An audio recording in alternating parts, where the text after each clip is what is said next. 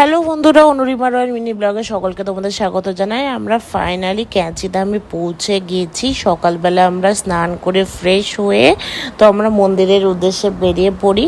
তো আমাদের হোমস্টে থেকে মাত্র 2 মিনিটের হাঁটা পর। তো রাস্তাতে যেতে যেতে আমরা প্রসাদ নিয়ে নিই। এখানে তোমরা অনেক ধরনের প্রসাদের দোকান পেয়ে যাবে। তোমরা প্রসাদ নিয়ে আমরা চলে যাই মন্দিরে।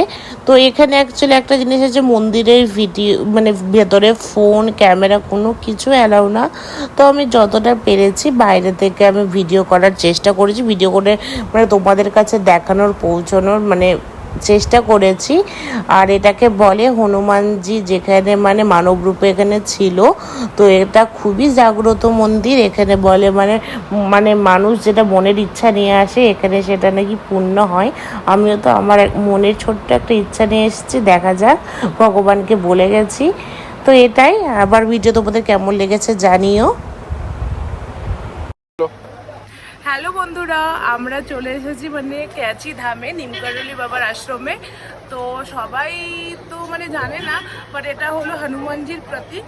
তো দেখো, আর এর ভেতরে তো ক্যামেরা অ্যালাউ না, তো যতটুকু হয়েছে আমি নিয়েছি। জুম করে দেখো। আমার ভিডিও তোমাদের ভালো লেগে থাকলে প্লিজ সাপোর্ট করো, প্লিজ লাইক শেয়ার সাবস্ক্রাইব করে দিও। তাহলে আজকে এখানেই রাখছি, চলো টাটা।